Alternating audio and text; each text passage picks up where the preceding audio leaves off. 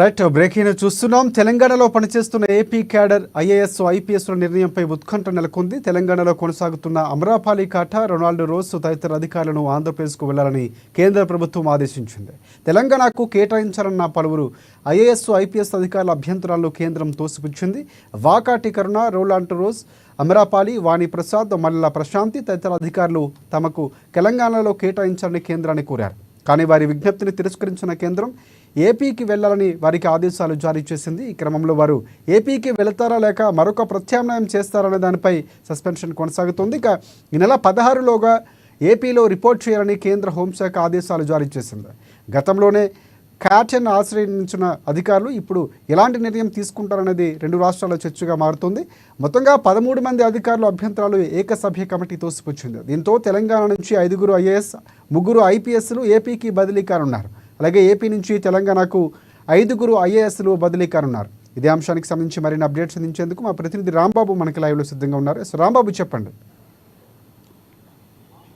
Rajasekhar, Telangana AP క్యాడర్కి సంబంధించినటువంటి అంశంలో కేంద్ర ప్రభుత్వం కీలక నిర్ణయం తీసుకుంది. దీనికి సంబంధించి ఇప్పటికే ఇటు ఏపీలో పనిచేస్తున్నటువంటి క్యాడర్ తెలంగాణలో పనిచేస్తున్నటువంటి క్యాడర్ను ఏపీకి వెళ్ళాలని చెప్పి గతంలో కూడా డిఓపిటి ఆదేశాలు జారీ చేసింది. దానికి సంబంధించినటువంటి విషయంలో అటు సెంట్రల్ అడ్మినిస్ట్రేటివ్ ట్రిబ్యునల్కి వెళ్ళినటువంటి అధికారులు తమకు అనుకూలంగా ఇటు అడ్మినిస్ట్రేషన్ తీర్పు ఇవ్వడంతో గత కొంతకాలంగా ఏపీలో పనిచేస్తున్నటువంటి వాళ్ళు ఏపీలోనే, అదేవిధంగా తెలంగాణలో పనిచేస్తున్నటువంటి ఏపీ అధికారులు తెలంగాణలో పనిచేస్తున్నటువంటి పరిస్థితి కనబడుతుంది. కానీ ప్రస్తుతానికైతే మరొకసారి కూడా దీనిపైన ఇటు కేంద్రం ఇటు ఈ యొక్క అధికారులను కూడా ఏపీకి వెళ్లాల్సిందని చెప్పేసి అక్కడ ఈ నెల 16 వరకు విధుల్లో చేరాల్సిందని చెప్పేసి రిపోర్ట్ ఇవ్వాల్సిందని చెప్పి కూడా ఆదేశాలు జారీ చేసింది. దీంతో ఐఏఎస్ అధికారులు తెలంగాణలో పనిచేస్తున్నటువంటి ఏపీ అధికారులు వాకాటి కర్ణ, రొనాల్డ్ రోస్, అదేవిధంగా ఆమ్రపాలి, వాణిప్రసాద్, మల్లెల ప్రశాంతి, అదేవిధంగా ఐపీఎస్ అధికారులు అంజనీ కుమార్,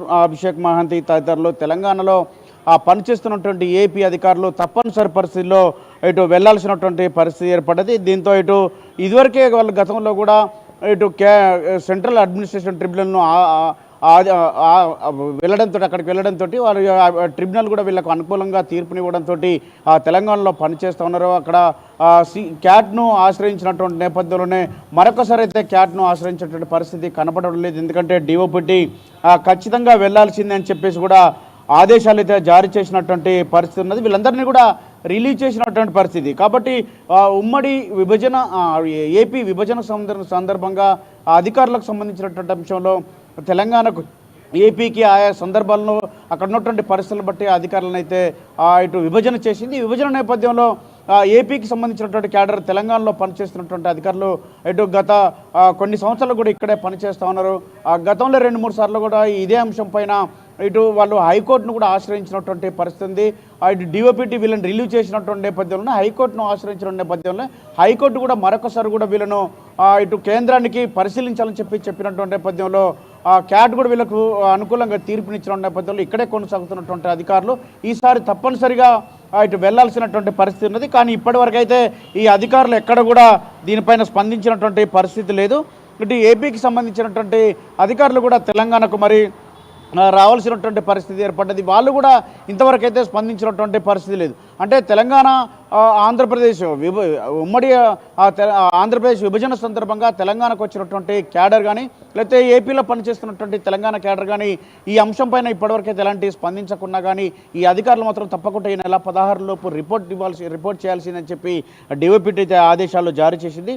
మరి దీనిపైన ఇప్పటివరకైతే స్పందించిన అధికారులు మరి ఈ నెల 16న రిపోర్ట్ చేస్తారా లేదనేది మాత్రం దీనిపైన సందిగ్ధత నెలకొన్నది. రాజశేఖర్, రైట్, ఇంతవరకు ఎక్కడ స్పందించినటువంటి పరిస్థితులు కనిపించట్లేదు. అంటే ప్రధానంగా చూసుకుంటే ఏపీ క్యాడర్ ఖచ్చితంగా వెళ్ళాలనేటువంటి ఆదేశాలు వినిపిస్తున్నాయి ఇక్కడ. ఎందుకంటే అమరాపాల్ లాంటి వాళ్ళు చాలా కీలకంగా కొన్ని శాఖల్లో పనిచేస్తున్నటువంటి పరిస్థితి కనిపిస్తుంది. జిహెచ్ఎంసీకి సంబంధించి కానీ చాలా కీలకంగా పనిచేసినటువంటి వారు కాబట్టి ప్రభుత్వం వదులుకునే అవకాశం, ప్రభుత్వాన్ని విజ్ఞప్తి చేస్తే ఆపే అవకాశాలు అట్లాంటివి ఏమైనా ఉండే అవకాశం ఉందంటారా?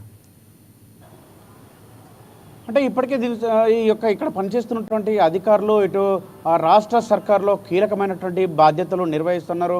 ఇటు ఆమ్రపాలి కాట ఐఏఎస్ ఆమె మాత్రం ఇక్కడ జిహెచ్ఎంసీకి సంబంధించినటువంటి కీలకమైనటువంటి బాధ్యతలు నిర్వహిస్తున్నారు. మిగతా అధికారులు కూడా ఐఏఎస్ ఐపీఎస్ అధికారులు కూడా రాష్ట్ర ప్రభుత్వంలో అత్యంత బాధ్యత ఉన్నటువంటి అంటే విభాగాల్లో బాధ్యతలు నిర్వహిస్తూ ఉన్నారు. కాబట్టి వీళ్ళందరూ మరి ఇక్కడే పనిచేసేందుకైతే రాష్ట్ర ప్రభుత్వంకి ఎలాంటి ఇబ్బంది లేకున్నా కానీ రాష్ట్ర ప్రభుత్వం వీళ్ళకు అత్యంత విశ్వసనీయ అధికారులుగా గుర్తించే వివిధ బాధ్యతమైనటువంటి విభాగాల్లో ఇటు బాధ్యతలు అప్పగించింది. కాబట్టి దీనికి సంబంధించి వాళ్ళు ఇక్కడే పనిచేసే విధంగా మరి రాష్ట్ర ప్రభుత్వం కూడా ఇప్పటివరకైతే ఇటు కేంద్రాన్ని కానీ లేకపోతే డిఓపిటిని కానీ ఆశ్రయించింది అయితే లేదు. ఇటు డిఓపిటి రిలీవ్ చేసినటువంటి నేపథ్యంలో ఈ నెల 16న వీళ్ళందరైతే రిపోర్ట్ చేయాలి. కాబట్టి దీనికి సంబంధించి ఇప్పటివరకు ప్రభుత్వం కూడా ఎలాంటి స్పందన అయితే లేదు.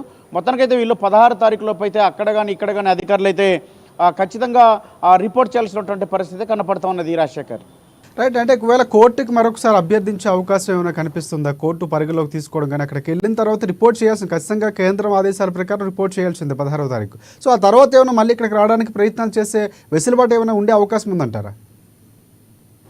రాజశేఖర్, గతంలోనే వీళ్ళు హైకోర్టును ఆశ్రయించడం జరిగింది. హైకోర్టు కూడా కేంద్రాన్ని ఒక్కసారి పరిశీలించాలని చెప్పి కూడా ఇటు సూచన చేయడం జరిగింది. దీంతో కేంద్ర మరొకసారి కూడా ఒకవైపు సెంట్రల్ అడ్మినిస్ట్రేటివ్ ట్రిబ్యునల్ కూడా వీళ్ళకి అనుకూలంగా ఉన్నటువంటి నేపథ్యంలో ఇదివరకే అక్కడ క్యాట్ను ఆశ్రయించినటువంటి నేపథ్యంలో మరొకసారి కూడా వీళ్ళు అక్కడికైతే వెళ్ళేటువంటి పరిస్థితి కనపడడం లేదు. ఎందుకంటే ఒకసారి క్యాట్ను ఆశ్రయించిన తర్వాత ఇచ్చినటువంటి తీర్పును డిఓపిటి ఏకసభ్య కమిషన్ను కూడా వేయడం జరిగింది. ఏకసభ్య కమిషన్ దీపక్ అయినటువంటి ఒక సీనియర్ అధికారితోటి ఏకసభ్య కమిషన్ వేసి వీళ్ళందరినీ కూడా ఈ గత కొంతకాలంగా అధికారులు ఏపీ తెలంగాణకు సంబంధించినటువంటి విభజన సందర్భంలో ఉన్నటువంటి అధికారుల విషయంలో వివిధ రాష్ట్రాలకు సంబంధించినటువంటి అధికారుల విషయంలో కూడా ఏకసభ్య కమిషన్ పనిచేసింది.